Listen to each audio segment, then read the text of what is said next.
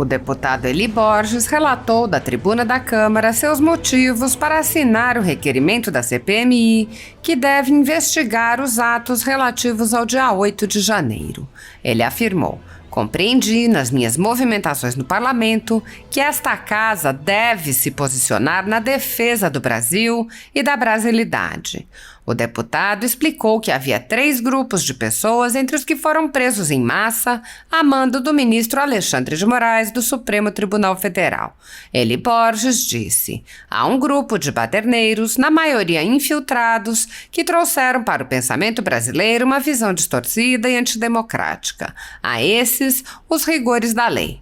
Temos outro grupo, formado por pessoas que de maneira inocente estiveram nessas movimentações, acompanhando muitas vezes alguns grupos mais afoitos. Mas na primeira matéria do Jornal Nacional nós temos um cidadão pedindo, rogando que não se fizesse absolutamente nada que depredasse o patrimônio público. Então nós não podemos condenar por condenar. Temos ainda outro grupo, a maioria, de pessoas de boa fé que cantavam o hino nacional, que se envolviam com as cores da bandeira e que defendiam fortemente a democracia. Eli Borges contou que ouviu os relatos de pessoas que foram convidadas a entrar em ônibus sob a alegação de que seriam levadas de volta a seus estados e foram parar no campo de concentração nas dependências da Polícia Federal. Ele lembrou: o que eu sei é que o Brasil tem um histórico de ontem de pessoas colocando fogo em instituições do país, de movimentos sociais invadindo o Supremo, e nós não podemos permitir 2 pesos e 2 medidas. É preciso resgatar este ontem para termos posição no hoje. Aqueles que de boa fé exercitaram seu direito democrático, eu preciso sim compreender que a CPMI vai resgatar a história dessas pessoas. No Brasil atual, a liberdade de manifestação não é reconhecida de forma igual para todos. As manifestações promovidas por partidos de esquerda, sindicatos e coletivos, divulgadas pela velha imprensa e por sites e canais de internet de forma coordenada, não estão sujeitas a qualquer investigação sobre seu financiamento ou qualquer questionamento sobre se as ideias que defendem seriam democráticas ou antidemocráticas. Mesmo quando há cartazes pedindo ditadura, depredação de patrimônio público e privado ou agressões a políticos e cidadãos, nada disso é considerado um ato antidemocrático quando o ato é da esquerda. Nos últimos anos, milhões de pessoas foram às ruas para pedir liberdade e respeito à Constituição, incluindo a liberdade de expressão, a liberdade de culto, a liberdade de ir e vir, entre outras. Essas manifestações pacíficas tornam-se alvo de inquéritos sigilosos, alimentados por notícias da velha imprensa, nos quais manifestantes e jornalistas que cobrem as manifestações são perseguidos, presos, censurados e têm seus bens apreendidos. A renda da Folha Política está sendo confiscada a mando do ministro Luiz Felipe Salomão, ex-corregedor do TSE, com respaldo e apoio de Luiz Roberto Barroso, Alexandre de Moraes e Edson Fachin. A decisão confisca de forma indiscriminada todas as receitas advindas do YouTube, indicando claramente que a intenção não é a de excluir conteúdos específicos, mas sim de calar o canal e eliminar o jornal. Há 20 meses, toda a nossa renda é retida sem base legal. Se você apoia o trabalho da Folha Política e pode ajudar a evitar que o jornal seja fechado, doe por meio do Pix, cujo QR Code está visível na tela, ou por meio do código ajude@folhapolitica.org. Caso prefira, há a opção de transferência bancária para a conta da empresa Raposo Fernandes, disponível na descrição deste vídeo e no comentário fixado no topo. Há 10 anos, a Folha Política vem mostrando a realidade da política brasileira e quebrando barreiras do monopólio da informação. Com a sua ajuda, poderá se manter firme e continuar a exercer o seu trabalho. Pix ajude@folhapolitica.org. Assista.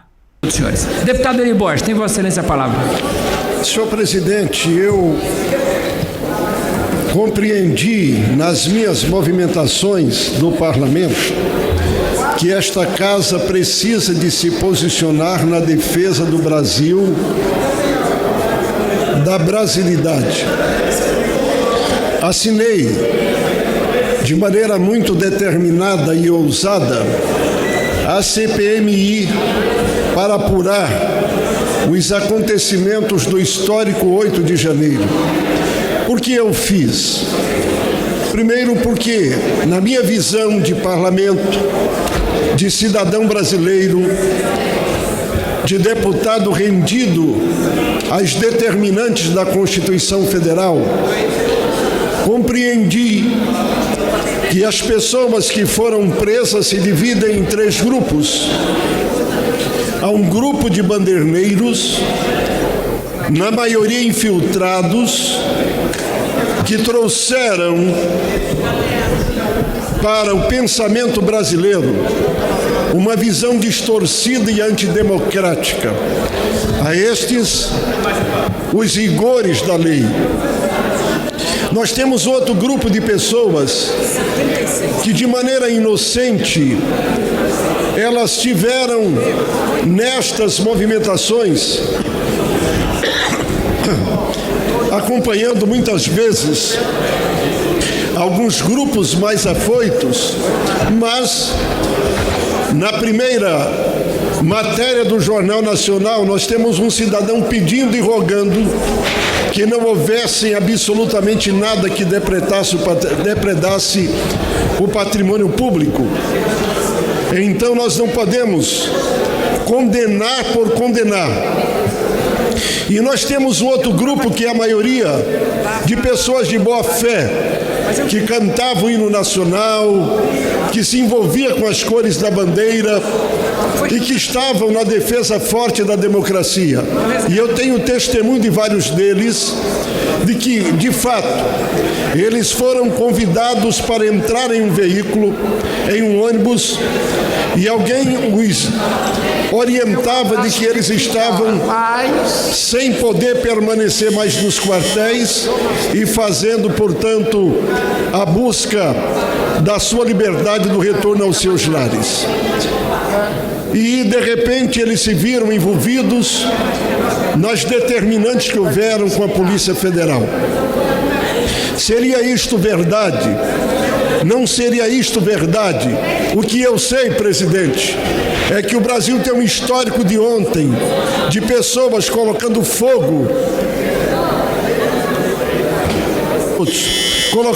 em instituições nesse país, de movimentos sociais invadindo o Supremo, e nós não podemos permitir 2 pesos e 2 medidas.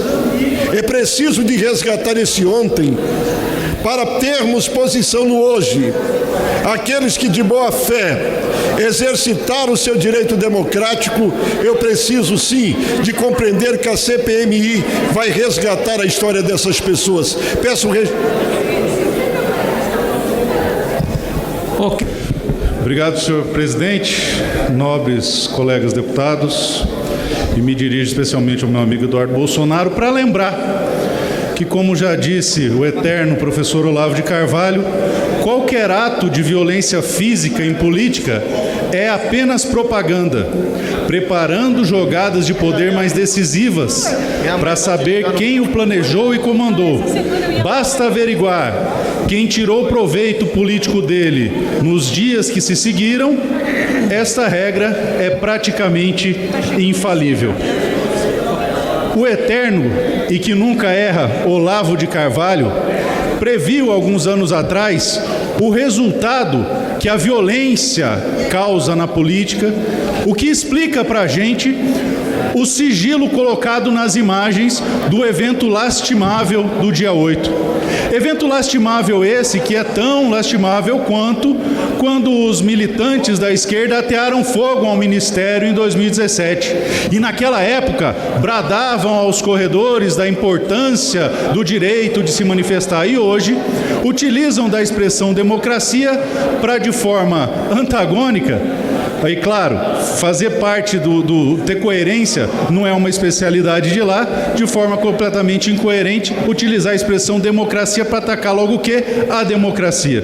Quer saber quem se beneficiou de um ato violento na política? Ora, quem teve proveito dele nos dias subsequentes. Assim se ocultam as imagens e se bota obstáculos para a criação de uma CPI, e agora nós queremos sim a instituição de uma CPMI para se apurar quais eram os que estavam ali cometendo aquele ato criminoso. Crime este que nós repudiamos há anos. Pessoas pacíficas, ordeiras, cumpridoras da lei, o que é característico do lado de cá desta bancada. Por essa razão, nós reiteramos a importância de se estabelecer uma CPMI para levantarmos quem eram aqueles agentes vestidos de preto ao modelo Black Bloc, com adereços e equipamentos para a destruição do patrimônio público, uma especialidade que a esquerda tem utilizado há décadas na destruição e na condução da sua narrativa. Em verdade, é importante destacarmos e repudiarmos esses atos de violência para apurar as omissões, e especialmente as omissões da Guarda Nacional, que deveria se fazer presente como às vésperas, noticiou o ministro Flávio Dino. Ora, foi ele mesmo quem disse que guarneceria todo o cenário, que faria toda a proteção do cenário, alardeando a presença da Força Nacional. E onde estavam esses homens? Onde estavam os homens de responsabilidade do governo federal? Então temos que apurar não só os infiltrados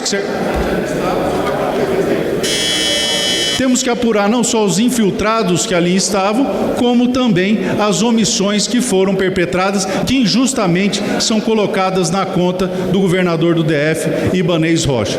Assim, eu reitero essa importância e ressalto a forma completamente escusa que se tem botado sigilo nas imagens daquele fatídico dia. Muito obrigado.